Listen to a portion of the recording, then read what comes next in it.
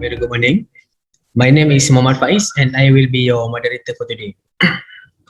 First off, greetings from Malaysian Green Technology and Climate Change Center, MGTC. And on behalf of MGTC, we would like to thank you for your precious time by attending this webinar. Before we begin, I would like to share a little bit about our very own organization, MGTC. Malaysian Green Technology and Climate Change Centre, MGTC, formerly known as Malaysian Green Technology Corporation, is an agency under the Ministry of Environment and Water, known as CASA.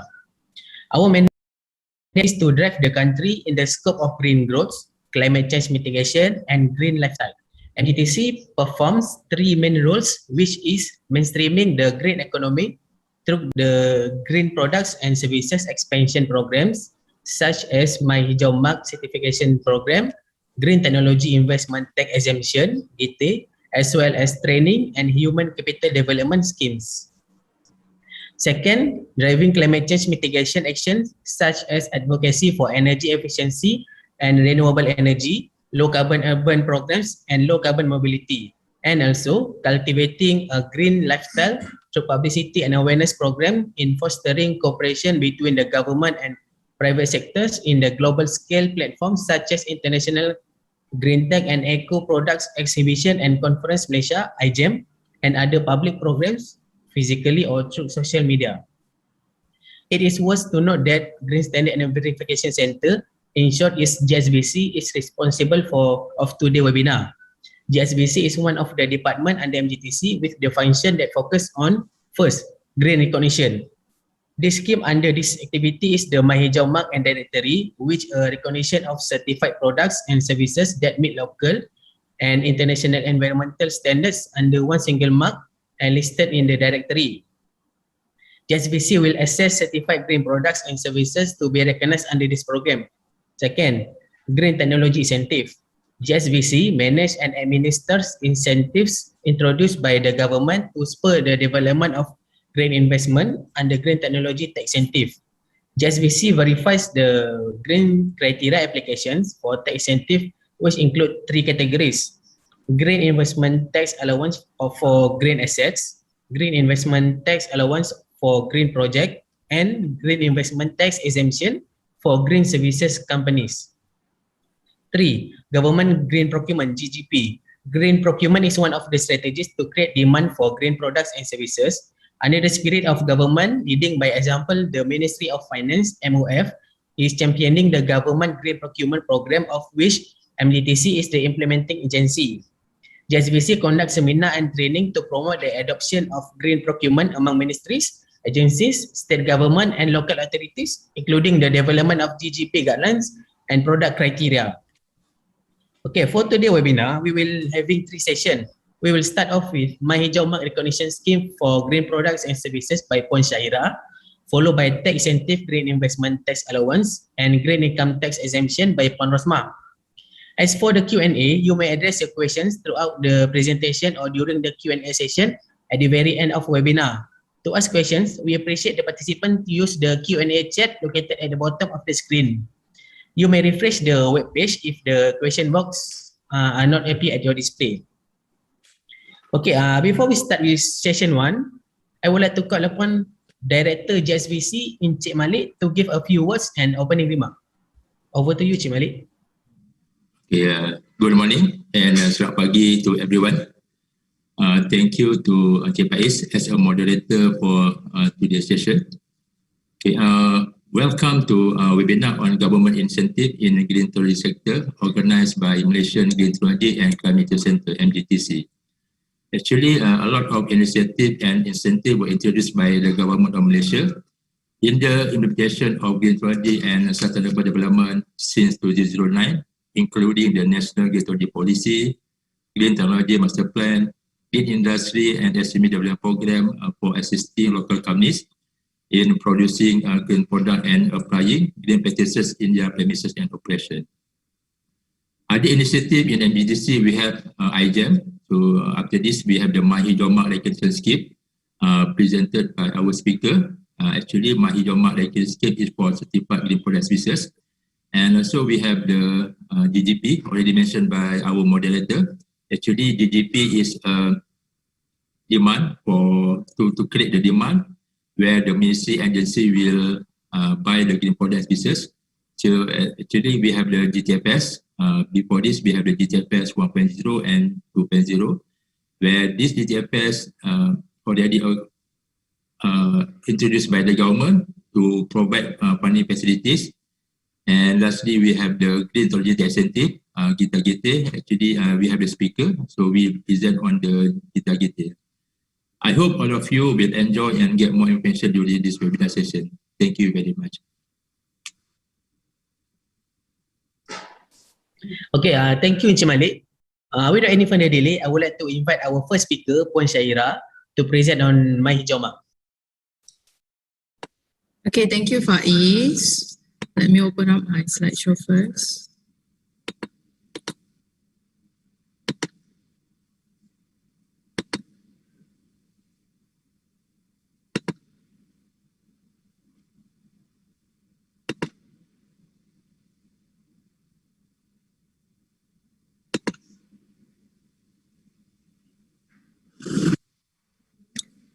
Okay, first of all, thank you everyone for attending for today's session.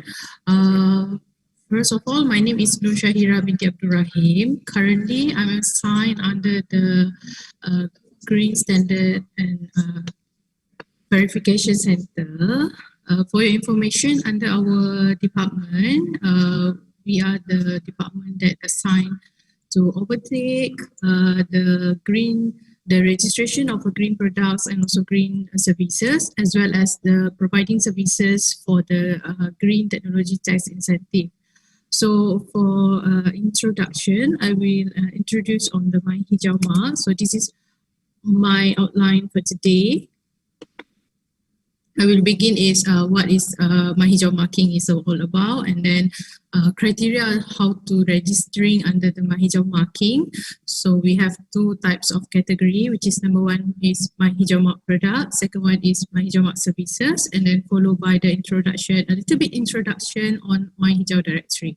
Okay, so first of all, how do our program, My Hijau, support sustainability in Malaysia? Okay, so in the context of a Malaysia development, for your information, the United Nations has developed the Sustainable Development Goal, SDG. If you're familiar, SDG is the KPI. There, overall, there's more than 70 KPI. So one of the KPI is to achieve sustainability in the consumption and also production.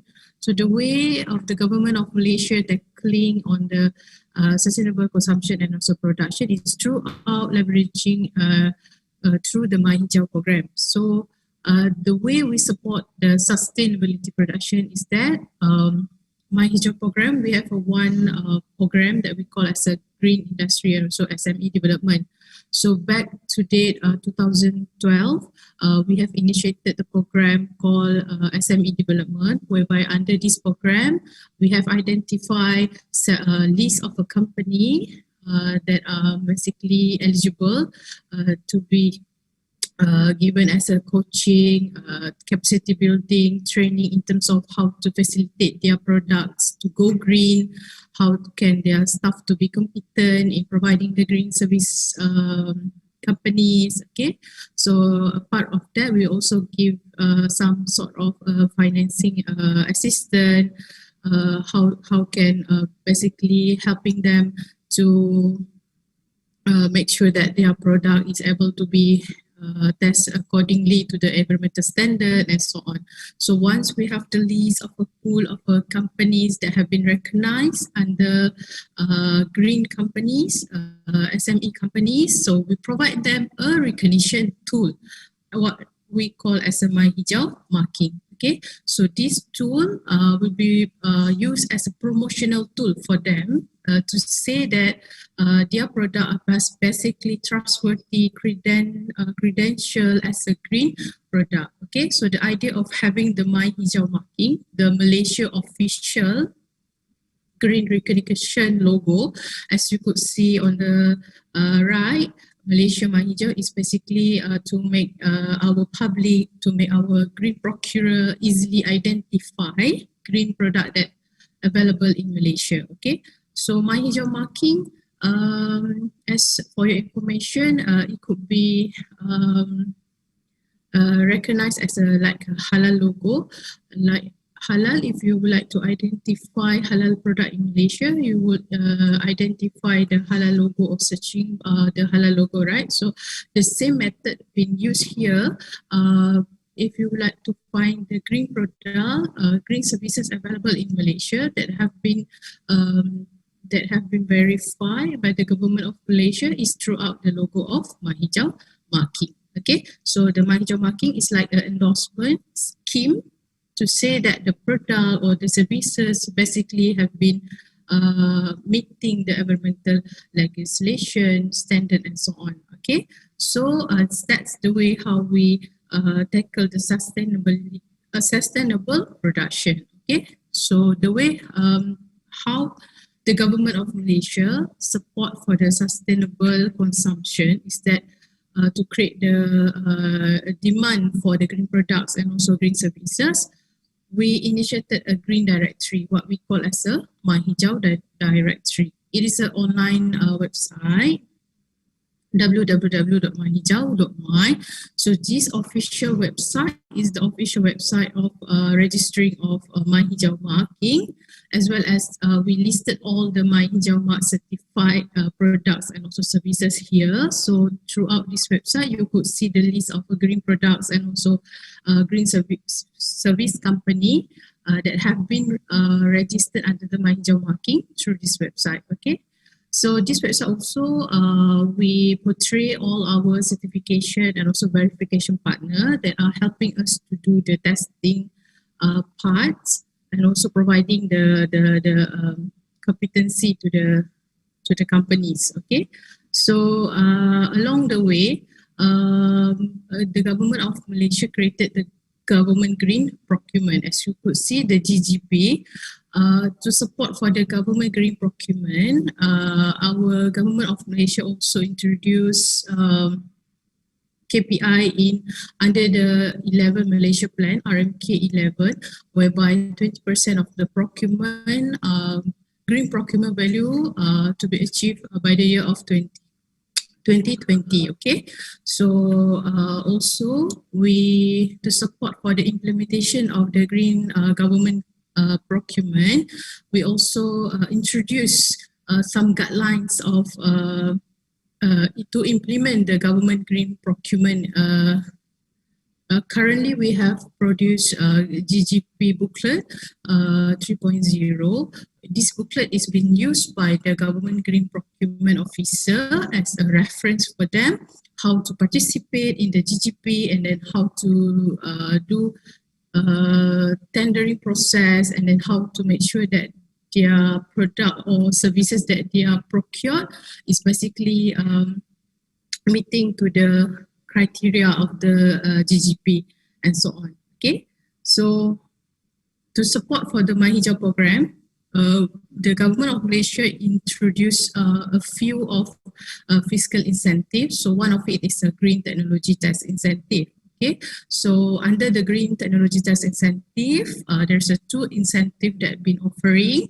Number one is investment tax allowance that we call as a JITA. Second, we also introduced green income tax exemption. Okay, so the difference between these two is basically JITA.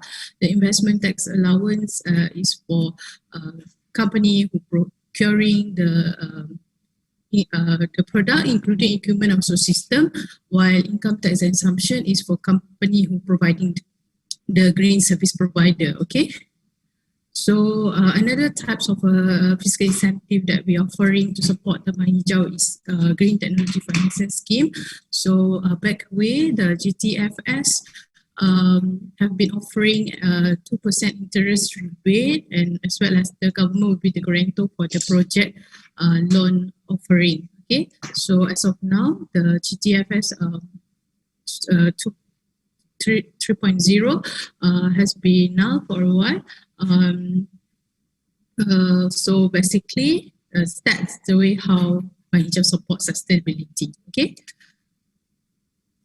So as I mentioned, Mahijau is a green endorsement, like a green recognition for those certified green products and also service provider. Meaning, if your product would like to be recognized under the Mahijau marking, your product must be certified first by the third party testing laboratory or verification bodies. Okay, so here not to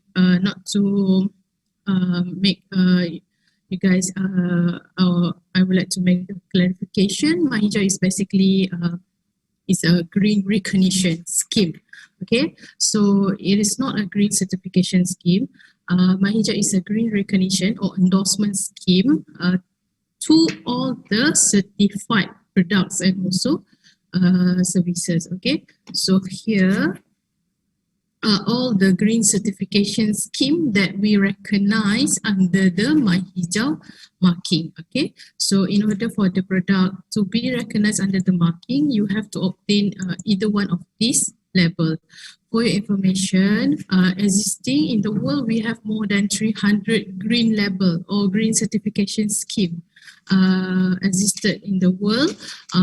So you can find the list of the green certification scheme at www.ecolabellindex.com.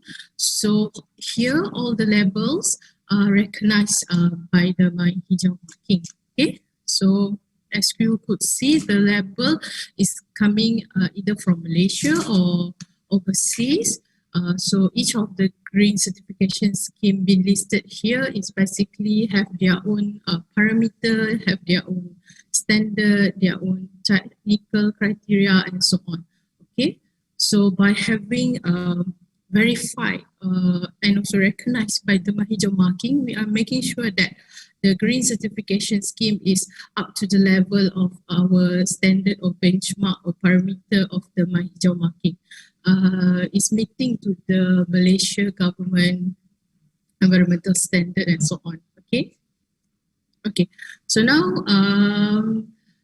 we go to what are the benefit of having the MyHijau mark registration or MyHijau mark recognition scheme, or what are the benefit? People always ask what are the benefit of having the recognition tools, because I already have the green label certification scheme. So here are the benefits of having the recognition. Okay, by having the recognition, number one, your product, of course, will be prioritized for the government green procurement. Okay, government green procurement is basically a process of whereby the government open up a tendering process to procure all the green products as well as the green service provider. Okay, so when the government open up tender to procure green product, they will basically mention there they will prioritize only the MyHijau mark product and also MyHijau mark service company. Okay, could be eligible to participate under that tendering process. Okay. So this meaning to say that basically if you are MyHijau mark product, you will obtain some sort of additional criteria or additional points if you're participating under the government green procurement. Okay, so apart from that, you will also be entitled to participating under the private procurement purchasing. Okay, so for example, like Plus, Berhad, if they open up a tender, or Celcom, or DG, or Astro, for example, or even the several state rural areas, for example, when they open up a tender, let's say if they are open up a tender to procure street lighting, for example, or LED lighting, for example, so they will mentionly make sure that they need the product to be recognized under the MyHijau marking first. Okay, so that will be the first benefit for all the MyHijau mark companies that been registering under the MyHijau marking.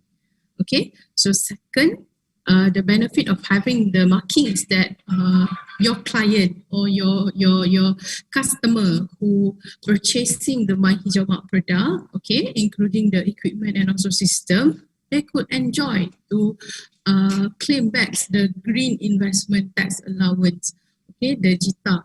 So meaning to say, they can have the tax deduction upon their company, tax. Okay, so they can claim back the amount of investment value 100%. So the application of this JITA is open up until up to 2023. So for your information, JITA we have two types. One is asset and another one is project. So later on, my colleague Puan Rosma, she will brief more details on the types of a category that under the JITA. Okay. So the third benefit of having the marking, My Hijau marking, is that for the service provider, for the green service provider, green companies that providing the green services. For example, like you are installing the solar PV, a solar PV installer, or you are basically participating in the green building facility management, for example. Okay, you can you could eligible for green income tax exemption. Okay, meaning you don't have to pay the company tax up to 5 years. Okay, so that will be the benefit of having the major marking. Number one is, of course, for you to participating in the GGP. Second would be the benefit to claim back for the green investment tax allowance. And then number three is for the service provider to eligible for green income tax exemption. Okay. So I just want to share a little bit information on what is GGP. So for your information, the GGP has been implemented back year of 2016, whereby we have selected about 20 product groups comprising from products and also services. So we have involved 12 ministry at the earliest stage to participate in the GGP. So the criteria of selection of the product group is based on number one, the most highest procurement value that has been purchased by the government of Malaysia. Second, the readiness of the supplier or the green market readiness to supply the green products. So along the way, if you could see, we have increased more product groups. So up to 2020, we have more than 30 products group. So updated in our list, right? Currently, we have we have 40 product groups that have been participating in the government green procurement. Okay, so currently almost 25 ministry, including their government agency and also their companies that under the ministry, have been involved in the GGP implementation. Okay, like I mentioned before, to support for the implementation of the GGP, the government had announced to target of 20% the GGP value by the year of 2020. Okay, so as you could see, these are the list of the product groups that I mentioned before. So back earlier day, if you could see, we have a product that coming from the construction, like fiber cement, energy efficient indoor lighting, some of the EE equipment like ICT. Okay, so along the way, we have increased more consumable product like pen, biodegradable packaging, stationery, rubber product, okay, and so on. So for some of the services that we have included in the product groups, like for example, hotel, green hotel, rainwater harvesting system, printing services, building facility management services, and so on. So we also have included like sustainable event management, aircon system maintenance, fertilizer, toner, electric pump, and so on. Okay.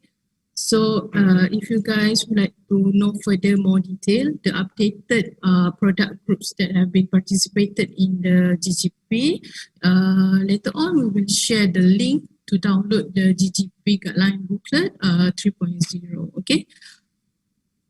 So here are the booklet that I mentioned before. So this is the guideline to participate in the GGP, Garis Panduan Perolehan Hijau Kerajaan. Okay, so updated, we have increased 40 product groups that have been included in the garis pandu perolehan hijau kerajaan, okay, GGP 3.0, which is we have introduced this booklet by October 2020. Okay, so inside this booklet, it will be used by our government green procurement officer to participate in the GGP by learning throughout the technical criteria and then guideline how to run the tendering process, and then the selection criteria, how to select between product A, product B that are basically having the same product group but different technical asymmetry, technical criteria and so on. Okay. So just to share with you, by the year of 2019, the total GDP value that we have been achieved is almost 1.195 billion. So the most highest procurement value by the product of ICT, like laptop, multi-photocopier machine and so on. Okay, so followed by the solar panel system, okay, and so on. Okay, then I will go to the criteria of how to register for My Hijau marking, right? So for your information, we have two types of category under the My Hijau marking. Number one, we have My Hijau mark product. This one is applicable for companies who are producing green products, as well as the reseller or trader or distributor that are distributing the green products here in Malaysia. Okay, another one, we have My Hijau mark services. So this one is applicable for green service provider. Okay, so for your information, the registering process is throughout the online website. You have to go to www.myhijau.my. So here, you have to do the online registering. The online process is very simple. There's no hard copy submission, except for one documentation, what we call as a statutory declaration form. Okay, so this form is basically you need to go to Commissioner of Oath, get the sign and also chalk by the Commissioner of Oath, and then you have to submit the original copy to our office. Okay, so basically the process of registering the My Hijau marking is that number one, you have to log in via the system, and then you have to key in or fill up the company information like your company name, your company address, registration number, okay, and then the company contact person. And then the next step followed by the updating on the product information. Okay, so you need to update the product information like the product certification and then product brochure, image and so on. And then you have to go to the payment, and also the last one, the SDF, and then next one is you submit the application through the online system. Okay. So the duration that we taken is overall between 7 to 22 working days, right? So here are the general criteria of registering your product or your services under the My Hijau marking. Meaning to say, in order for you to register your product or your services under the My Hijau marking, you must make sure that the product or the services must meet all the following criteria. Okay, number one, the product need to minimize the degradation of the environment or reduce the GHG. And it also promotes the health, improves the environment, and also it conserves the use of energy, water, or other form of natural resources. Or it promotes the use of RE, or is it able to recycle the material resources. Okay, so for your information, all these general criteria is derived from the National Green Technology Policy, backdated by our previous former ministry, Kementerian Tenaga Teknologi Hijau dan juga Air lah, right? So I will go to the product first, the specific criteria to register your product under the My Hijau marking. Okay, for the company or businesses that are registering under the My Hijau mark product, you must be a sedian berhad or enterprise. Okay, Private limited we also accept. However, you have to upload together the apa tu? The surat kelulusan from MIDA saying that you have the right and also permission to operate here in Malaysia for several years. Okay. So for the reseller or distributor, for this kind of application, you need to submit together your letter of authorization. Okay. Saying that you have the right and also permission to reuse, to sell, to distribute the product here in Malaysia from the principal. Okay. So we go to the specific criteria of registering your product. This is the most important one. Okay.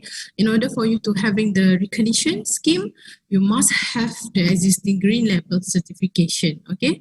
Meaning your product must be certified first by the third party or by the independent certification body that have been recognized by MGTC. All right. So, or we have another types of a compliance.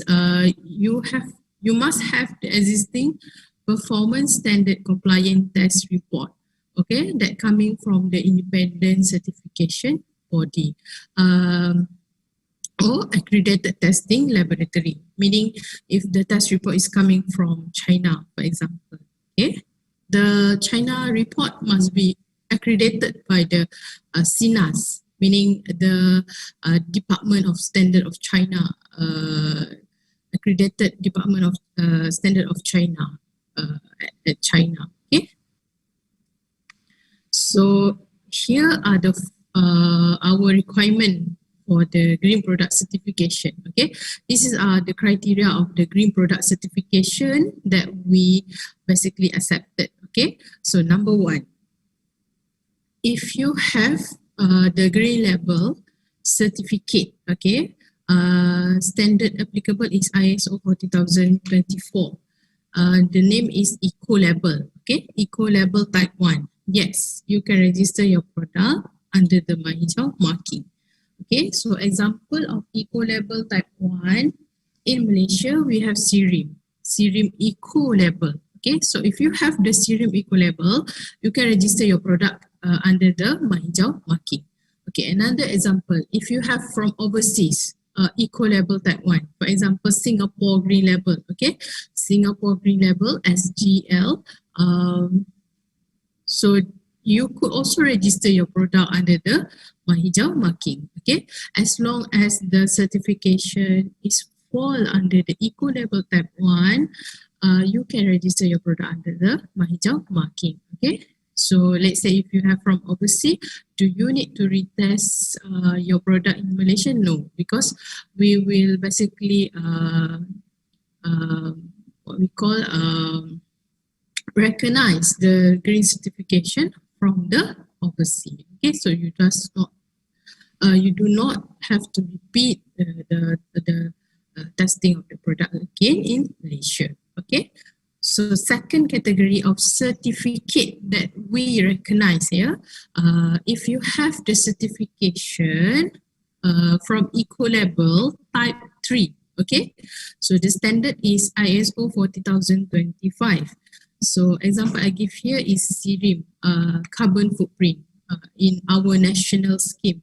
Malaysia national scheme for Eco Label Type 3 is Serim carbon footprint. Okay, so if you have the Serim carbon footprint, you also can register the product under the hijau marking. Okay, saying for example, if you have from overseas, also Eco Label Type 3 under the ISO 40025.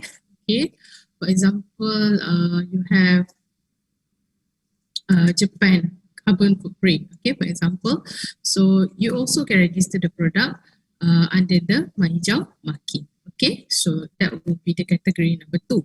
Okay, category number 3, if you have the cert from the Voluntary Sustainable Scheme, okay, VSS, like for example, energy efficiency certificate, water efficiency product labeling scheme certificate, or you have the FAC atau MTCC cert, atau you have the OK Compost cert, okay. So all the single criteria certification, okay, you can register your product under the hijau marking, okay. So this certificate is known or applicable under the VSS category, okay. So last one, here, if you have the performance standard compliant test report, okay, performance standard compliant test report that coming from the independent certification body or independent testing laboratory, like for example SGS, GUV, Bureau Veritas, okay. So you could register your product under the hijau marking. Okay, example I give here is electric motorcycle. Okay, so the electric motorcycle have been performed to the standard Malaysia Standard 2413 Part 3 to the performance test. Okay, so I like to remind or to take note here, under the performance standard compliant test report, when you are submitting under this category, you have to make sure that you submit together the safety and also the quality test report. Okay. So under the fourth category, you need to make sure that you have the safety, quality, and the most important one is the performance test report. Okay. Okay, just some introduction on what is Eco-Label Type 1. Okay, so if you're interested to have your product been certified under the Eco-Label Type 1, for your information, is a third-party certification, meaning your product, your factory will be audited, okay, by the third party. Like for example, if you go to CRIM, so CRIM party auditor, they will go to your factory and audit your products and also test your product according to the product criteria documents. Okay, so they will basically assessing your product based on a multiple criteria lah. Okay, starting on the raw material extraction towards up to the disposal of the product. Okay, for example, if you claimable that your paint is basically a green paint, so starting from the raw material of the green paint, they will see whether it is based from water based, or is it a solvent based, or is it a inorganic, and so on. And then during the production of the green paint, they will looking at the is there any permissible heavy metal or hazardous toxic material being used. Okay, so during the transportation use, is there any take back policy has been implemented? Okay, so during the usage of the product, is there any formaldehyde or volatile organic compound being emitted? Okay, and up to the disposal. So basically, if you having your product being certified under the Eco-Label Type 1, that would be great, and that would be awesome, because this is really good because they will looking the green element criteria for the throughout entire of the product life cycle. Okay, so the example, if Malaysia, if people ask you what are the national Malaysian National Eco-Label Scheme, you could say that CRIM is our Eco-Label Scheme. Okay, so like other countries, every countries, they will have their own Eco-Label. Okay, for example, Thailand, they have their Thailand Green Label. Singapore, they have Singapore Green Label. Like Indonesia, they have their Ramah Lingkungan Eco-Label. Okay, so next I will go to the short explanation on the Eco-Label Type 3. So the difference between Eco-Label Type 3 and also Eco-Label Type 1 is that Eco-Label Type 3, they will quantify the carbon CO2 emission value. So the lower of the CO2 emission be emitted from the product is better. Okay, so they will quantify the value of CO2 reduction throughout the process of the life cycle. Okay, so same goes like the Eco-Label Type 1. They will calculate the CO2 emission starting from the raw material extraction, and then during the manufacturing phases, during the distribution up to the end of the life.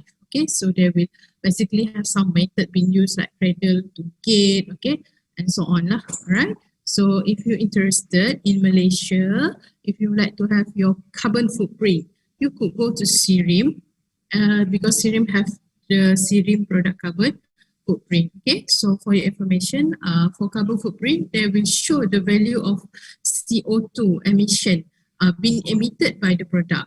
Okay, so for other countries as well, they have their own carbon footprint label. Saying, for example, you have the carbon footprint from other countries, like you have obtained Japan carbon footprint, for example. Yes, you could also register your product under the mahijau marking. Okay. Okay, next I will go to the VSS short explanation. VSS, it could be a voluntary, it could be a mandatory. Okay, so it is a third party certification as well, because there's a third party that been coming to your factory and audit on the product itself. Okay, however, on the VSS certification criteria, it will be based on the single criteria, okay? Meaning to say, you will be given the certification based on, is it energy efficient, or is it water efficient? Is it because of it's biodegradable? Is it because it is conserving the natural forest and so on, okay? So it could be a mandatory, like here in Malaysia, we have one logo that we call as an Energy Star rating, okay, that have been introduced by the Energy Commission, the Suruhanjaya Tenaga. So for your information, it have been mandatory for 6 electrical appliances, which are lamp, refrigerator, TV, air conditioning, washing machine, and also last one I can't remember, but this is 6 electrical appliances that have been mandatory operating by the Suruhanjaya Tenaga, right? To make sure that all these electrical appliances basically meeting to the 3, 4, or 5 star regulated. Okay. So here are the level that for energy efficiency level. So if Malaysia, we recognize the energy efficiency rating and also labeling scheme. Okay, here I mentioned earlier from Suruhanjaya Tenaga, right? So for my hijau mark registration, we only recognize 5 star only. Okay, so is it coming from foreign countries or overseas country, like you already obtained the Energy Star, okay, Energy Star certification, like from US, you also can register your product here in Malaysia. Okay,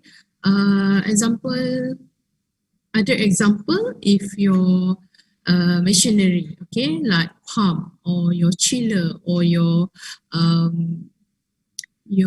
conditioning, okay, have been obtained the high efficiency certification from Korea, yes, you also can register your product under the mahijau marking. Okay, say for example, you have the China cert for energy conservation for your blower, for your pump, for example, okay, for your compressor, for example, yes, you also can use that certification to register for the mahijau marking. Okay. So here are the level for the water efficiency. So in Malaysia, we have recognized the WEP scheme from our Suruhanjaya Perkhidmatan Air Negara. So for information, we recognize 2 and 3 star only. Okay. So is it coming from the overseas countries? Same WEPs scheme been applicable? Yes, we also could recognize them. Okay, say for example, your water taps, okay, already been certified by Australia water rating. Okay, so we also can recognize the product under the mahijau marking. Okay, here are the example for the sustainable timber sources. Okay, so if your product have been coming from or obtaining the MGTC logo, okay, or let's say your product already obtaining the FAC logo, okay, this will be familiar, or this will be the commonly used that I could say we could easily identify them in the basically FAC logo, because For your information, FAC logo and also PFC logo has been mandated throughout the Europe. So basically, for example, if you go to IKEA, so most of the IKEA product, furniture coming from IKEA has been certified by the Forest Stewardship Council, FAC. Okay, so if your product already obtained any one of these logo, you could register them under the Mahijau marking. Alright, so here are the others example, VSS logo for recycled product. Okay, say for example, you claim that your product is basically derived from a recycled product. It is made up from 100% recycled PET bottle, for example. So you can basically obtain the global recycle standard. Okay, or let's say you claim that your product is basically 100% derived from non-toxic hazardous material fabric. Okay, so you could obtain the OEcoTex 100 certificate. All right, so another example, if let's say your product is biodegradable or compostable, you also could obtain the OK Compost certification. Right, so other example I give here, if your product is basically derived from renewable energy, what we call appliances or renewable energy equipment, including system. For example, you have the solar thermal, okay, if you have the solar PV panel or you have the solar inverter, okay, you could also obtain the micro generation certification scheme from BSI. Okay, so last one for the certification that we recognize under the Mahijau Mark product is the performance standard compliance. Okay, so again, I would like to remind, basically you have to submit together the safety, quality and also performance test report. You have to make sure that the test report is not declared by your own side. It must be coming from the third party. Third party here meaning it must be coming from the accredited testing laboratory from their own origin countries. Okay, like example I give you here is the SIRIM QAS test report for the electric motorcycle, whereby the electric motorcycle have been tested according to Malaysia standard 2413 part 1, part 2 and also part 3. Okay, so it covers all safety, quality and also performance. A good test report, they will mention on the reference standard, they will specifically mention the model, the quantity, the standard, okay, signed by the approved signatory body. So another example for the performance standard compliant test report that we accepted is for solar PV. If solar PV and also solar inverter, okay, for example, we will request for the product certification that cover for the safety, quality and also performance. Like here, for example, we have the solar panel, right? So we will request the test report that compliance to the IEC 61215 that have been issued out by the VDE testing laboratory. Okay. Also, to support on the test report, we will require additional test report that could cover for the others safety and also quality. Yeah. For example, we will require further detail on the IEC 61730 and so on. Okay. So finish on the Mahijau Mark product. Okay, so basically I have covered on the what is basically recognition of Mahijau marking, and then the idea of having the marking, the benefits of having the marking, and then I go to the next part, which is the criteria of to register your product under the Mahijau marking. Okay, so we have 4 types of criteria. Number 1 is eco-label type 1, next followed by eco-label type 3, and then VSS, and then the last one is performance standard compliance. Okay, next I will go to the criteria of registering your services. Okay, All right. So for services, your company must be a Malaysian Sedia Berhad or Berhad. Okay. Enterprise, you also can register your service under the Mahijawat services. Okay. However, you are not entitled to obtain the green income tax exemption. Okay. So here are the most important parts. The criteria how to register for services. Okay.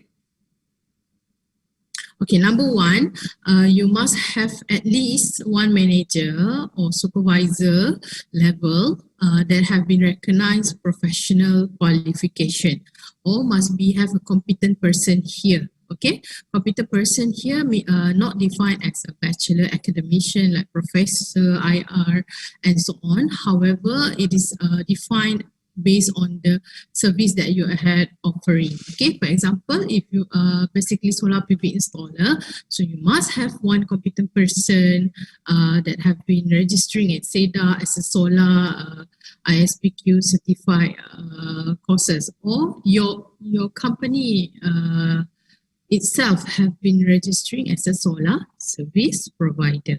Okay.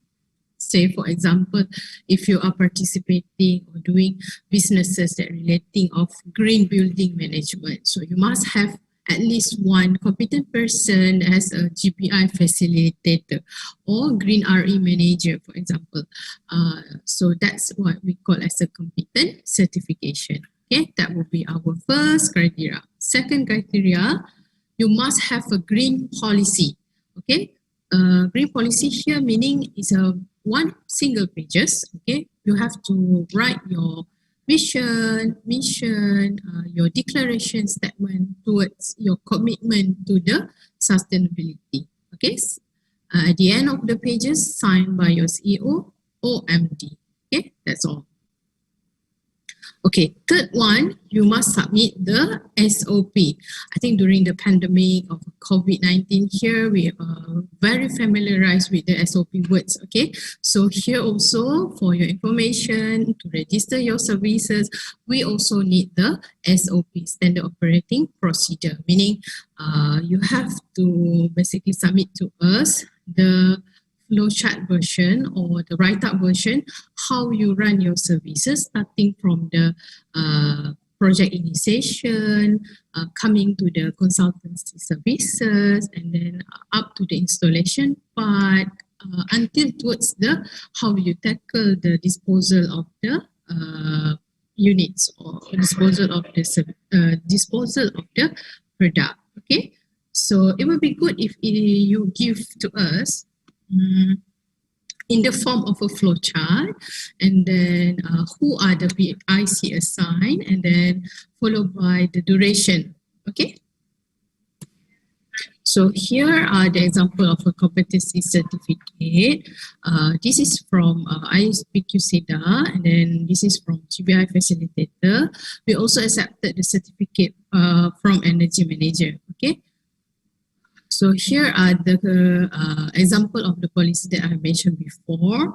So you stated your declaration of commitment, your objective, responsibility, and so on. So here are the SOP, the Standard Operating Procedure that I mentioned before. This is an example for solar photovoltaic system. Okay, so for example, if you would like to know further details, the template or how to do the SOP and so on, accordingly to the services that have been offering, you may also email to us, then we will assist you further on that. Okay, so just some additional information. We do have the registration fee or application fees. Okay, so for product, we have the application fees of 500 ringgit per single certificate that you submitted. Okay, so we also have the renewal fee, 500 ringgit. For your information, my hijau certificate, we have the validity of the certificate. Okay, so for the validity of the certification, we follow the original or existing certificate that you have been used, or we have also the maximum of 3 years from the certification validity. Okay, meaning to say if you are submitting the Cerium Eco Label, The serial equilibrium validity period is 2 years. So we will follow 2 years, okay? But if you're submitting, for example, the certification is coming from FAC, which is 5 years. So our maximum time period is only up to 3 years, okay? So for the processing fee for the service provider, we charge 1,000 ringgit. Also for the renewal fee, also same. Just to mention here, for both renewal application process, is the same as the first time applicant submission. Okay. All right. So I'm pleased to share here all our registered certification and also verification partner. So here we have more than 20 certification and verification partner that could assist you further to test your product, to making sure that your product are basically meeting to the environmental standard and also legislation. Okay, so we have CIRIM, ST, SPAN, MTCC. We have several testing laboratories, including the international testing laboratory like QAV, TUV. We have SGS, BSI, and so on. Okay, so upcoming we also have the watermarks, and also we have the NAHRIM, the water quality laboratory that have joined us on board. So they could assist you further for the product certification and also on the competent certification. So just to share with you, by the last year, we have achieved more than 7,000 products registered under the My Hijau Mark product, including services. So this year, we hope that we could achieve more than 10,000 green products and also services under the My Hijau marking. So we are very most welcoming your product as well as your services to be registered under the My Hijau marking. Right, so here are our website, the outline of our My Hijau website. So again, here you have to register the application throughout this website, and then also we have the directory here on the website whereby you can basically sorting, filter accordingly to the sector that you would like to have, and then we will show more detail on the product information like the product name, the brand, so what is green about this product, what are the certificate that have been received by this product, okay, what are the environmental claim and so on, okay. So if you would like to know more further on the product, you could also contact the company over below there. We also share the contact person. So apart from the website, we also have the mobile apps, okay, what we call as the My Hijau mobile apps lah. So you can download throughout the Apple Store or the Google Play, okay. So again, the mobile apps is for the directory purposes. So you could find easily all the products and also services, product information throughout the mobile apps, okay. Last one, I would like to offer to all My Hijau Mark product company, okay, that will be coming on board to register your product under the My Hijau marking to exhibit and also display your product here at our green gallery at our office. Okay, this is a green section or green corner whereby we portray, we display all the green product that have been recognized under the My Hijau marking. So when people or visitor or public or delegates, trade ministry coming to our office, we show them here are all the available green products in Malaysia. Okay. So that's all my presentation for today. So any further information or clarification or inquiries, you may send to me through my email, noorshahira@mgtc.gov.my. I'm pleased to assist you further on the inquiry, okay? So I wish to say to everyone to stay safe and also stay healthy. So hope that the pandemic of COVID-19 akan reda secepat and everything will be going back to the normal. Okay, so be safe and also be healthy. Thank you. Thank you, Puan Syaira, for the detailed input of Mahijau. Let us move on to the next session. Now, I would like to invite Puan Rosmah to present on Kita-Gite. Over to you, Puan Rosmah. Yeah, hi. Thank you, Faiz. Okay, so let me share my slide presentation for today.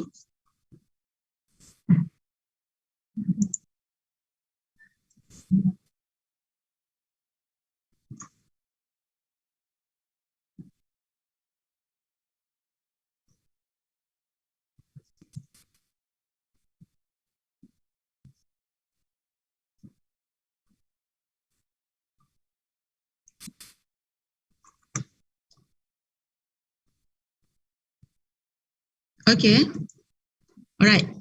Okay, so hi everybody. Assalamualaikum and good morning to our value participants today. So and hope everyone in a good condition, in a good health.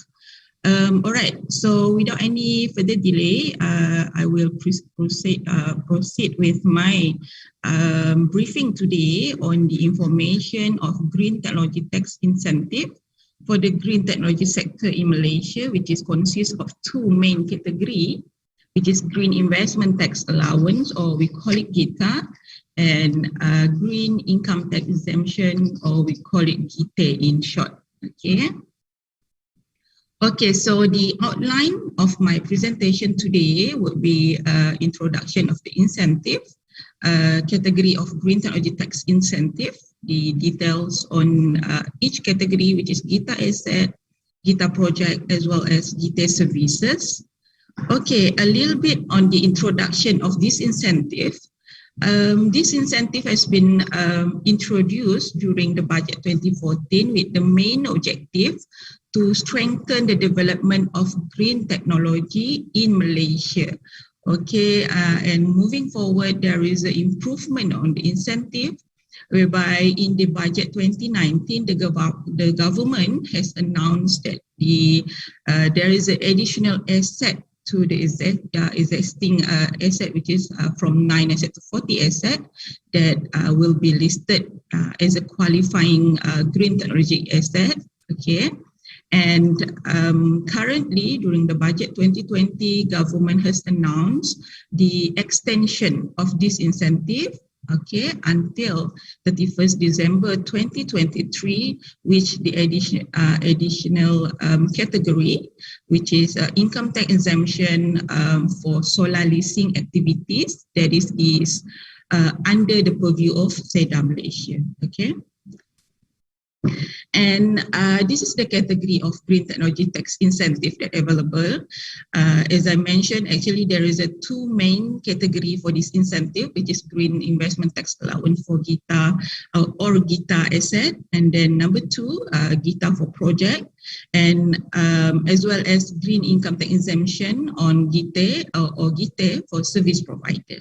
Okay, so we will go to each category in detail. So first is green investment tax allowance for GITA asset. Okay, this is the guideline on GITA asset, and verification on GITA assets. What is the rules of MGTC for the GITA asset? So basically, our rules is more to verify on the approved green technology asset, okay, and green impact from the acquisition of that particular green technology asset. Okay, and our verification will be based on the asset that are registered under My Hijau Mark. Okay, this is very important. Registered under My Hijau Mark and listed under My Hijau directory. And guideline on GITA asset company. Okay, company that had incurred qualifying capital expenditure in green technology investment and comply with all the following criteria. This is the standard criteria if the company embark on green technology project or activities. Okay, so number two, asset must be registered and listed under the My Hijau directory. This is mandatory requirement. Yeah. Okay, so rate of incentive.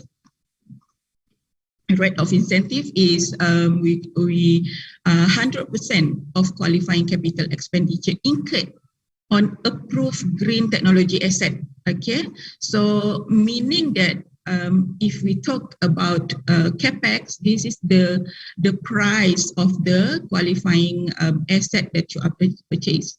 Layman term said that if you are purchased the green technology asset with the price or with the amount of 50K, okay, so you will get back that 50K in a tax calculation or tax form, okay. So basically, a rate of incentive 100%. So we will have two table for the qualifying asset, which is table A. This is the previous asset, green asset, that has been approved or announced during the budget 2014.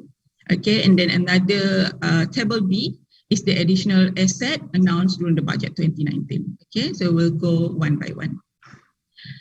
Okay, so the commencement date for GITA asset incentive can be claimed in the year of assessment where the GITA asset is purchased. Okay, and period of purchase must be made from 25th October 2013, okay, until 31st December 2023. But of course, there will be a criteria that the company need to fulfill, okay, in terms of the period of purchase.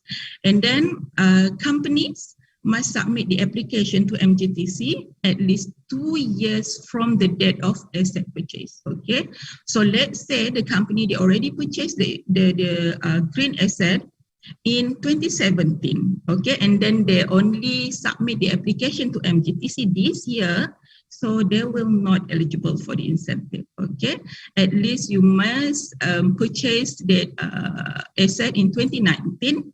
Okay, 2019 to 2021 is 2 years. Okay, at least 2 years from the date of asset purchase, which is we refer to the date stated in the invoice from the supplier. Okay.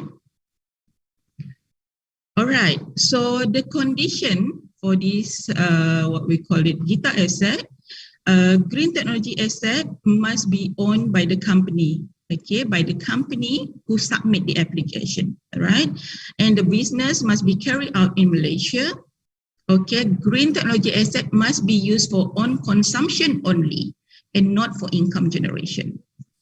The qualifying capital expenditure must be qualified asset by MOF. Okay, I will show you the list of qualifying asset later on. And then once validation letter is issued to the company, claim may be made in the tax return form, and all supporting document must be kept, okay, and produced to IRB when they requested for the supporting documents. However, this is very important note to all the applicant.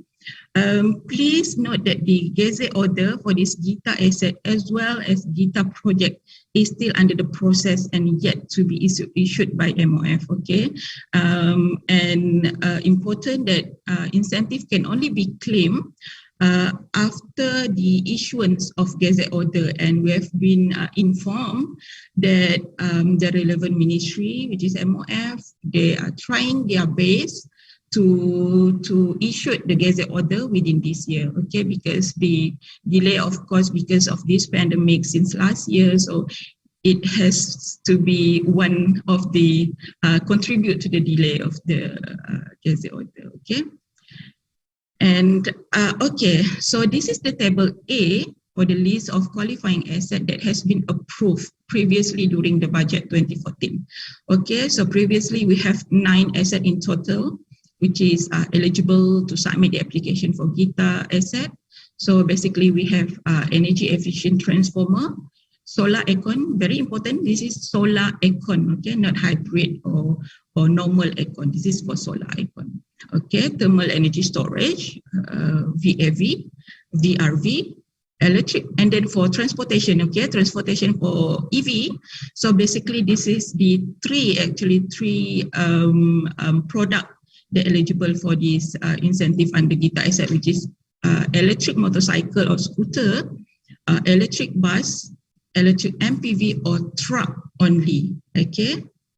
And then for EV infrastructure, of course, for eligible for electric vehicle charging equipment or system. Okay. So under table B, this is the qualifying asset announced during the budget 2019. So basically we have another additional GITA asset. So energy efficient chiller, high efficiency absorption aircon, okay, high efficiency cooling tower, high efficiency air compressor, energy efficient industrial furnace, battery, and okay, please note that this is the battery for renewable energy only, okay. And then trash compactor with energy efficient motor, as well as for water sector, we have energy efficient pump. Okay. I wanted to share with all of you, because if you refer to our guideline, actually there is a list of 40 assets in total, okay, which is the additional during the that has been announced during the budget 2019. But when you refer to our table B, there is only 8 assets. So why this happened? Actually, because of there is an issue on policy matter. So some of the assets will be eligible under GITA project for energy efficient sector. Under GITA project, which is the submission, will go to MIDA. Okay. All right. So this is the process flow for GITA asset, which is the submission will go directly to MGTC. Very straightforward. What you need to do is just you need to go to our guideline, okay, and then refer or check on the asset eligibility, especially on the list of qualifying asset that are eligible to submit under GITA for asset. Okay, and then of course, with the mandatory requirement, the qualifying asset must be certified under My Hijau mark, okay, or listed under My Hijau directory. And then after that, company need to submit an application to MGTC, okay, via our application form, MGTC GITA/A that you can download from our website. Okay, and our please note that our submission is online submission or through email only. You don't need to submit in hard copy. Okay, and then we will process the application based on the criteria and everything. So there will be supporting document that the company need to submit. Checklist and everything is available in that application form. You can refer to the checklist. Okay. So once we process the application and everything in order, we will issue a validation letter to the company. So basically with that validation letter, company may submit or may proceed with the tax process to IRB. But of course, you will need to wait until the gazette order is available. Okay. All right, so moving forward to GITA project. So basically, actually this is, if you refer to my slide, there is a determination on effective date. So basically this is the new function that has been added to MGTC, okay, since 2020, October 2020, okay, under the new regime of the incentive. So MGTC will determine on the effective date of the what we call it of the GITA project. Okay, so our rules, okay, on the determination of effective date, which is effective for the GITA project as well as GITA services for any application made to MIDA from 1st January 2020, and then the submission of determination on effective date after company receive MIDA interim approval letter. So if you refer to MIDA interim letter, so there is a few conditions that the company need to fulfill before the submission to MGTC.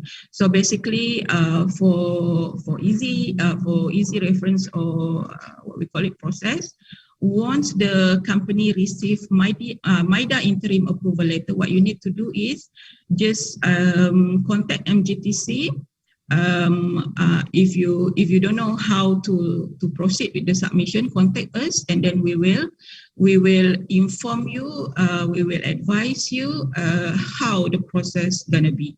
Okay, but very important that the company need to refer to the MIDA interim letter.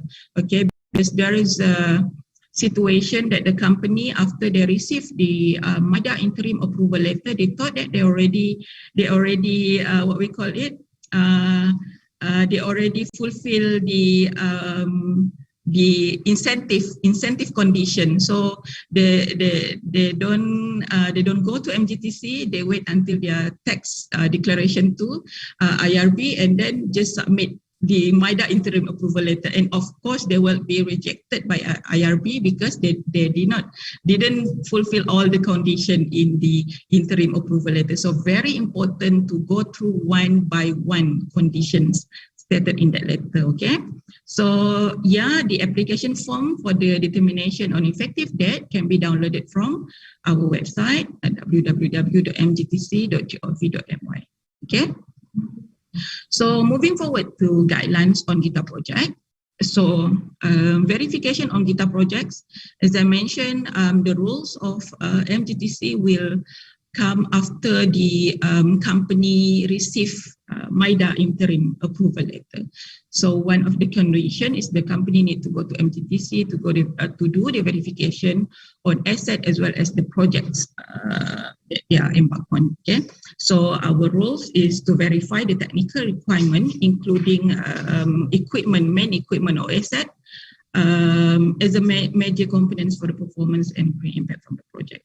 Okay, so verification will be based on the following requirement. This is our main requirement, which is the main equipment or asset used in that project must be recognized and registered under the My Hijau mark. There is an option if the equipment used in the project, they yet to have a My Hijau mark, so they can proceed using the product certification.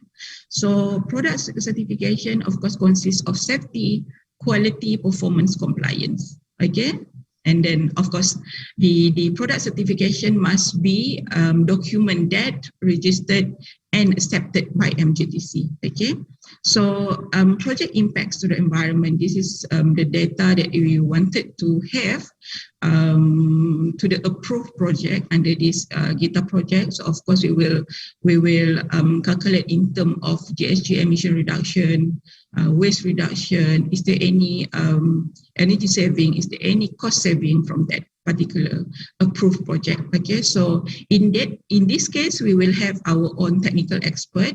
So technical expert is not in-house expert. This is the third-party technical expert that we are engaged with to make sure the transparent of that every every technical evaluation that they submit to us. Okay, and guideline on GITA project. Okay, so the following criteria, this is the standard following criteria for the green criteria. Okay, number 2, applicable for application received by MIDA starting from 1st January 2020 until 31st December 2023. Okay, this is very important. Point number 3 is very important, which is the application must be submitted to MIDA before first qualifying capital expenditure incurred. Okay, you may submit the application to MIDA, okay, with the expectation or with the, we can call it the proposal of your project, okay, before anything incurred. Okay, because once you incurred just let's say 5% for that particular project that you wanted to submit for the incentive, you will be rejected. All right, so make sure that there is no capital expenditure incurred. Okay, submit your application first. Okay, so projects must obtain a conditional approval letter or interim approval letter from MIDA before you proceed to MGTC for our verification. And then green building is one of the qualifying project or activities under the GITA project. So for green building, company is allowed to submit application to MIDA after receiving provisional certificate. Okay, this is the first certificate, or GBI, they will call this design assessment certificate. All right, and not later than having been awarded by the final green building certificate. Okay, you need to have the provisional certificate first, and then later you are eligible to submit an application to MIDA. Okay, and the qualifying capital expenditure can be backdated, but not earlier than 3 years from the date of application received by MIDA. Okay, and not earlier than 1st January 2020, right? And rate of incentive for GITA project is 100%. Okay, 100% of capex incurred on the particular green technology project from the date of first qualifying capital expenditure incurred after application received by MIDA. And then allowance can be offset against 70% of statutory income in the year of assessment. Another 30% you still need to pay to IRB for your tax. Okay, so if there any balance from your ITA for the particular year, the unutilized allowance can be carried forward until they are fully absorbed.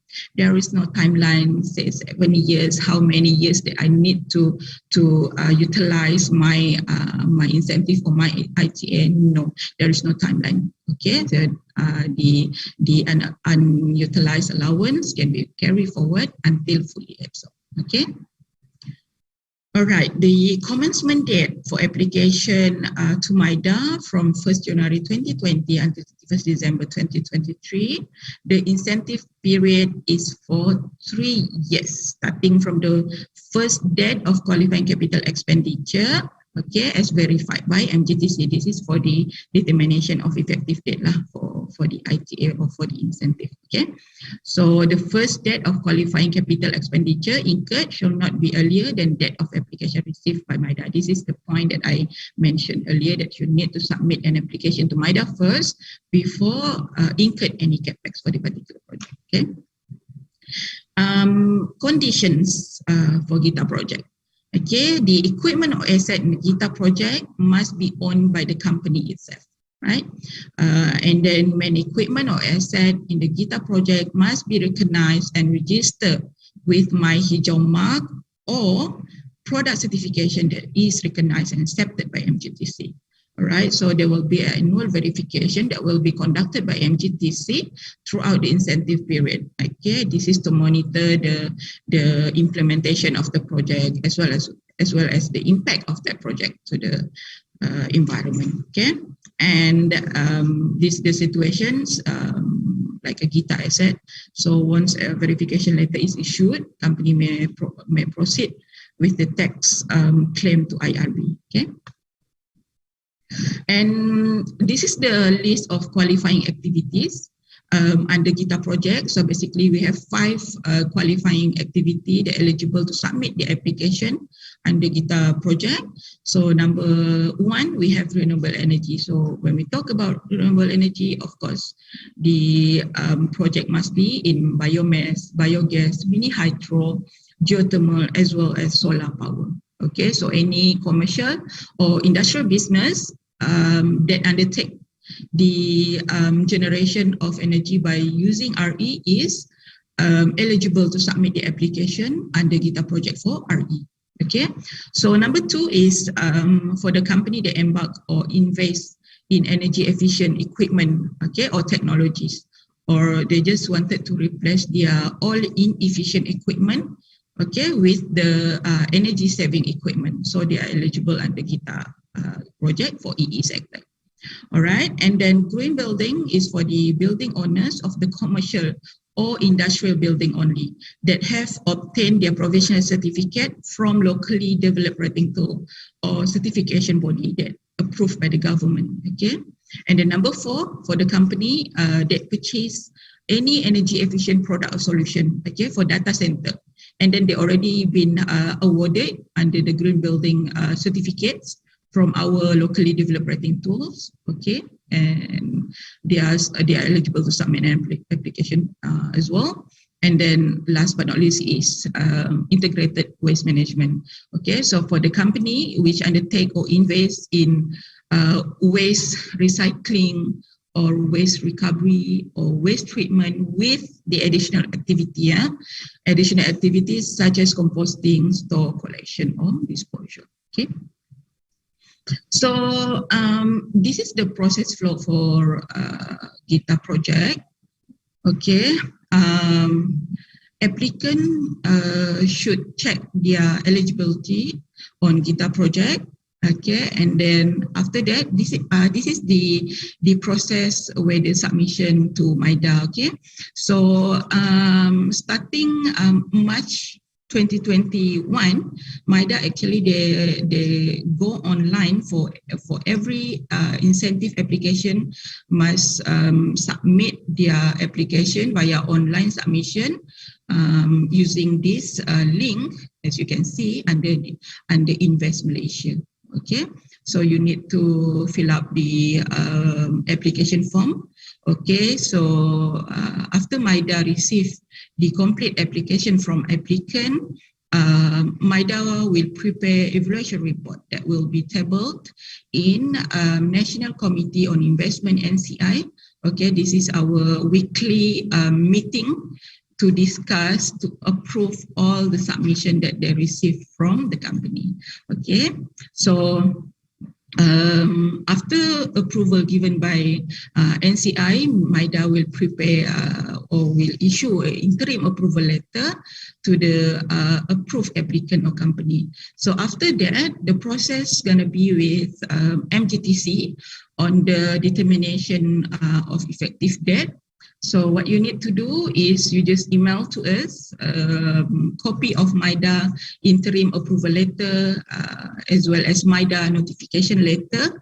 So we will advise you the process, which is we will provide the form on determination of effective date. This is the form that you can download as well from our website. Okay. We will provide form on determination of effective date. Company need to fill up the form and submit together with all the invoices for the approved project, and that form as well as the invoices must be verified by external auditor. Okay. And then after that, we will verify the information provided by the applicant. Of course, there will be a supporting document that we will request from the what we call it, from the company. All right. So after that, after everything approved, everything in order, so we will issue a letter on effective date to the company. Okay. Moving forward. After the company receive our letter on effective date, so we will proceed with project technical evaluation. Okay, so basically project technical evaluation, this is the document that we will need you to provide to us. Copy of MIDA GTJA form, My Hijau certificate or product certification, and GITA project technical evaluation form, as well as other supporting document. So other supporting document will be based on the condition that's stated in MIDA letter.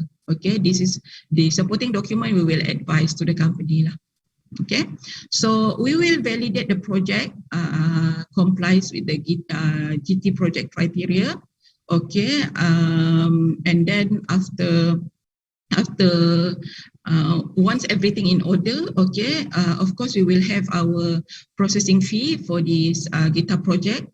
Okay, and after we receive the fee, this means that the project is already approved, already approved by our technical expert, already approved by our management. So we will, what we call it, we will issue invoice for processing fee. So after that, we will issue, MGTC will issue a validation letter to the applicant. So with that validation letter, meaning that the company, they already comply with all the conditions in MIDA letter.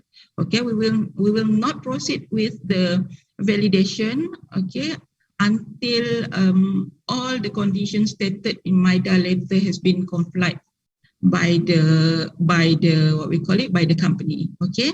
So after issuance of validation letter, applicant or company may proceed with the process with tax form to IRB.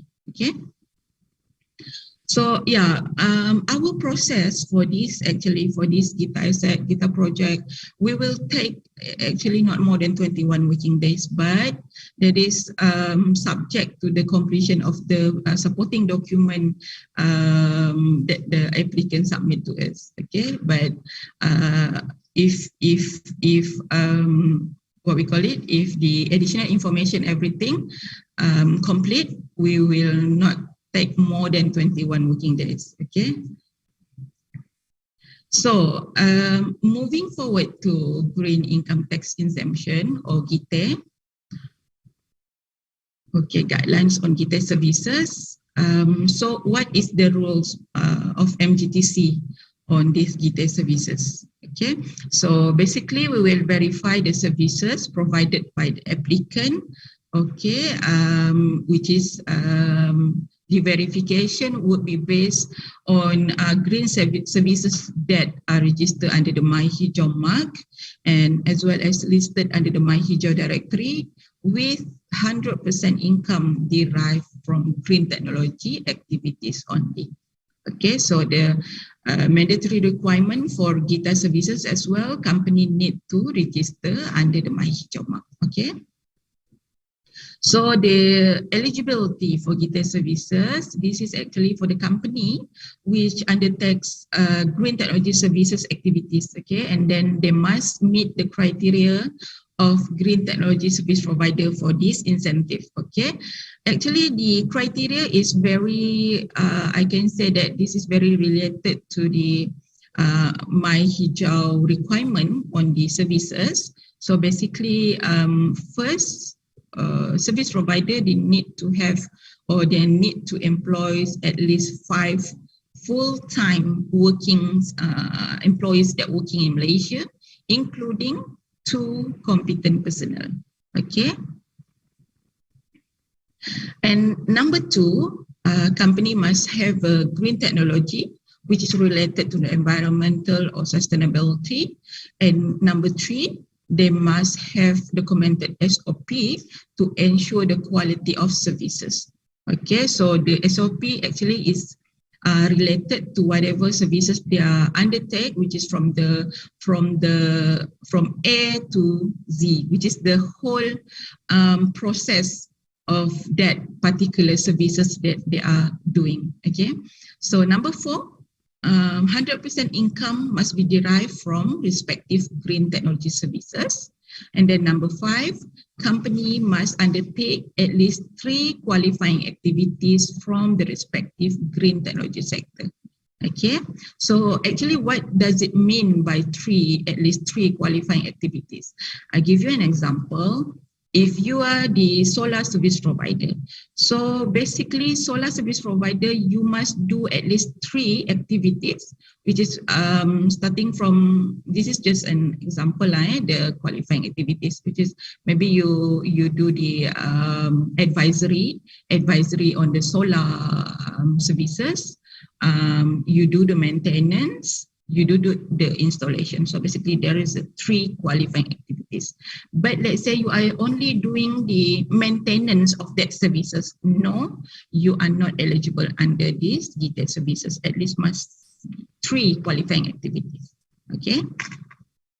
So application must be submitted to MIDA before the issuance of first invoice. Okay, first invoice to your client, right, for the particular green services. And then the period of incentive is for 3 years, starting from the assessment year of the first invoice related to green technology services issued. Okay, 3 years only, not 5 years. Okay, the 5 years is the previous oil regime, call it oil regime. So starting from 2020, the period of incentive is only for 3 years. Okay, So the date of first invoice shall not be earlier than the date of application received by MIDA. Okay, the situation is similar to Gita project, which is you need to submit the application first to MIDA, then later on you issue your first invoice to client. Okay. So this is actually the additional requirement of competent personnel. So at least 2 competent personnel in respective green technology sector with the requirement as follows. Okay, so the competent personnel must be registered with a professional body, must be an active member, must be actively practicing in that respective field. The CPD points must be up to date, and then he or she must be a permanent staff to the company. All right. And rate of incentive for your Gita services is 70% on statutory income, okay, for qualifying green services from the year assessment where the first invoice issued after the application to MIDA, okay. And for the application made to MIDA, starting from 1st January 2020 until 31st December 2023, the commencement date shall be commenced as follows. Okay, so for the new company, the commencement date from the date of first invoice issued, and of course as verified by MGTC. Okay, and the date shall not be earlier than 1st January 2020. Okay, but for existing company, their commencement date would be from the date of first invoice as verified by MGTC, and the date shall not be earlier than the application date to MIDA. But no worries, because in terms of effective date or commencement date, MGTC will verify, and we will state that the eligibility in our effective date letter. Okay. Other conditions, company must obtain verification from MGTC and listed under the My Hijau directory, and there will be an annual verification throughout the incentive period for this category and company after you receive the validation letter from MGTC. So you will need to submit for annual verification throughout the incentive period. Okay. So once verification letter is issued, company may proceed with the process of what we call it, of the tax claim to IRB. Okay. And this is the list of qualifying services for Gita services. Basically, we have 7 qualifying services. So number 1, we have renewable energy for the service provider company that doing the services related to RE, such as system design, feasibility study, advisory or consultancy, as well as testing and commissioning. And number 2, for service provider related to energy efficiency, okay, they are doing their services on such as advisory, consultancy, energy audit and energy management, measurement and verification, or testing and commissioning. So for EV, for the service provider company, they're related to installation, maintenance, repair of EV charging equipment, infrastructure, and EV charging station, or services related to operation of the EV charging station, or services related to the maintenance, repair, as well as overhaul of the EV. Okay, and number 4 is for the service provider on green building. Okay, number 5 is for the service provider that doing the services on green data center. Okay, number 6 is for the service provider that doing the services on green certification and verification, and number 7 is for the service provider company that doing their services on green township. Okay. So process flow for the Gita services is very related to Gita project, where the submission will need to submit to MIDA first. Okay, so they need to go one by one the process until they receive the interim approval letter from MIDA. Okay, so after that, company need to submit their copy of MIDA interim approval letter as well as MIDA notification letter to MGTC for our process to do on the determination of effective date. Okay, so after everything in order, MGTC will issue letter on effective date to the company. All right. So moving forward to the services verification for GITE services. So basically, we will require the company to submit copy of MIDA GTJA form to us, my hijau certificate for service provider, as well as other supporting documents as per listed in MIDA interim approval letter. Okay.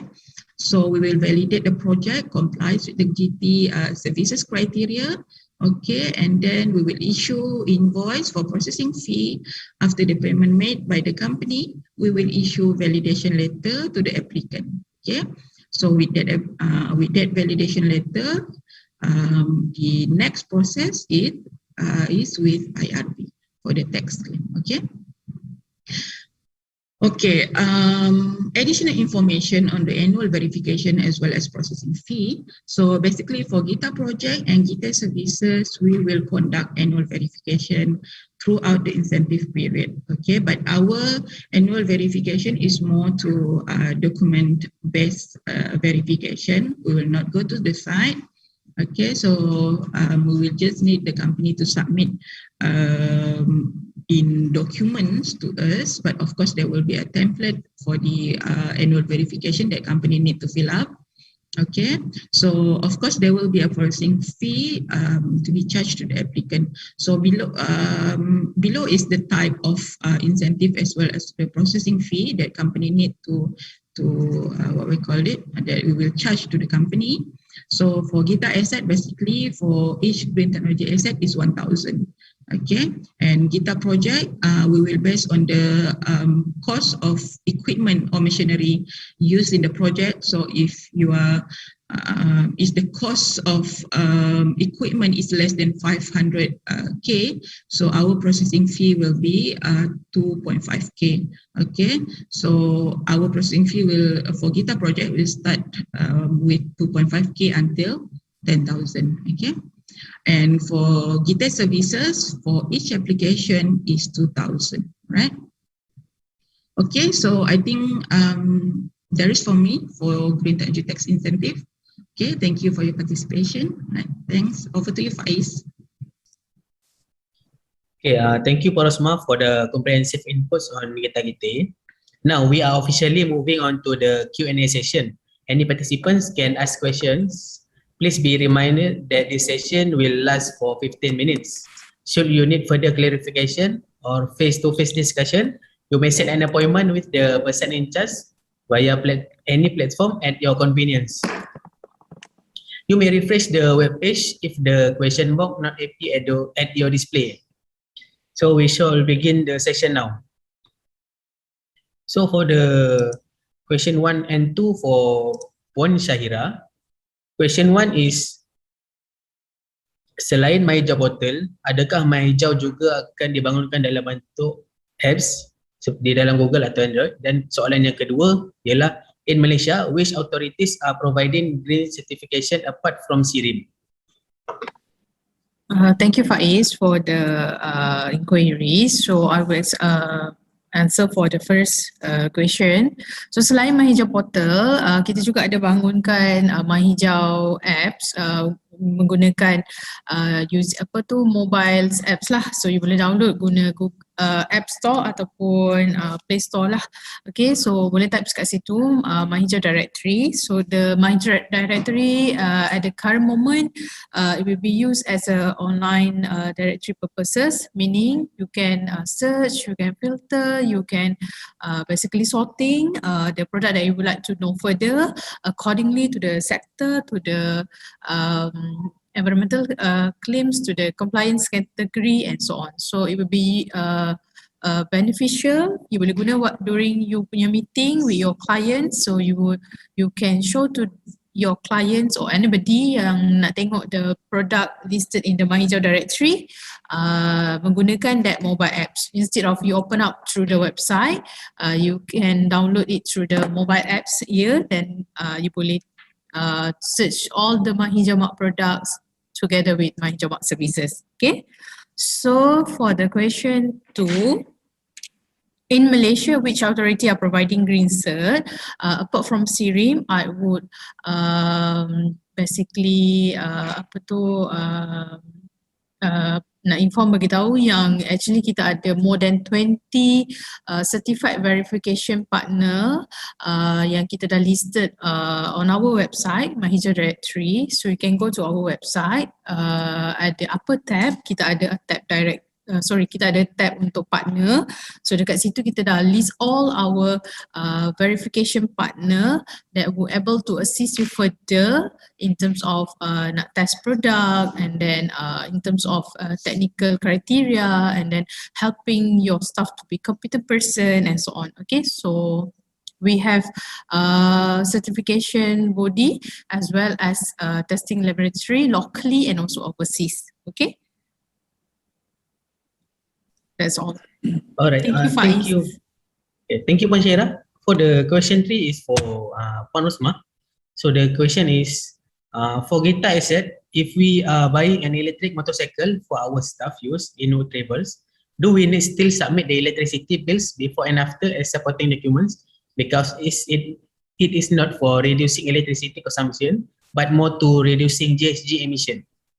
Okay, thank you for the question. So basically for EV, we will not, the supporting document will not be on the TNB bills itself. TNB bill is more to the energy efficiency, what we call it, asset. Okay, so yeah.